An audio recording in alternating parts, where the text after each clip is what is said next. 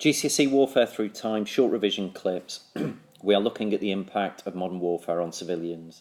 And as you're hopefully starting to see in the 20th century, this is a period of significant change in practically all regards, but particularly it has a very significant impact on civilian life. So we'll start with the First World War, 1914, which really started this new age of civilians being involved in conflict. Millions of ordinary citizens were recruited to fight in this war. People back at home had also to play a role on the so-called home front. So you've got an army of millions, vast resources needed to supply this and keep it going. So men and women on the home front worked hard in factories, women taking a leading role now that many men were overseas fighting. So millions of women employed in munitions factories or in the Women's Land Army as examples. The Defence of the Realm Act in 1914 gave the government emergency powers that controlled people's lives more than ever before. So lots of new laws and restrictions, from price controls to things like the banning of the flying of kites and even the purchasing of binoculars. As well as that, also in the First World War, you have bombing raids by German Zeppelins and aircraft which brought immediate danger to towns and cities. And you could also use the example of rationing introduced in 1918 as well. Moving on to 1939 and the start of the Second World War, you obviously have the Blitz on London and various towns and cities in the country, which brought the war closer to home than ever before. You're talking about 60,000 people killed in the Second World War on the home front and 2 million homes being destroyed. You have conscription and rationing beginning earlier than was the case in the First World War. Over 1 million men volunteering to join the Home Guard in case Germany invaded. Air raid wardens, children, evacuation, children carrying gas masks around with them. This really was a sense of total war, and that modern warfare involved all citizens. It affected everyone. Now, these huge events in these wars have considerably changed public attitudes towards warfare during the 20th century.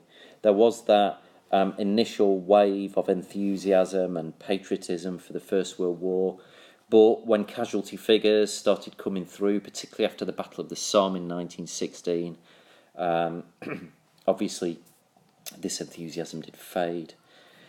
You get the damage during the Blitz in the Second World War too, also showing how lethal war could be to those on the home front.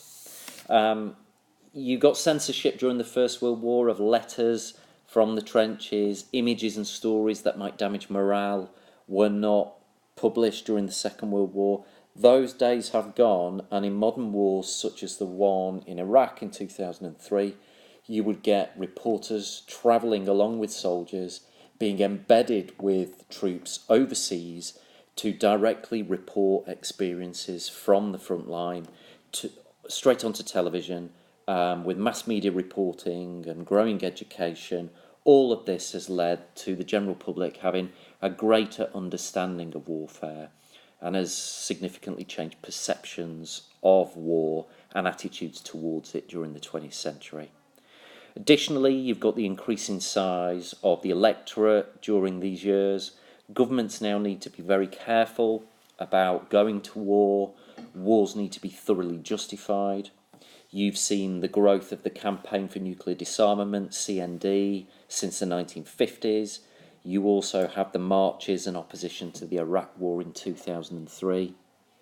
As well as that, wars are very expensive. There is a huge financial cost with all the technology and science and equipment that's now needed. So taxation of the public is often needed to pay for these campaigns, and you've obviously got to be very careful not to upset your electorate now in that regard. You've also had the threat of nuclear war in recent times as well during the Cold War. Much more sensitivity about conflicts around the globe and how they might escalate into something a little bit more global, international, nuclear.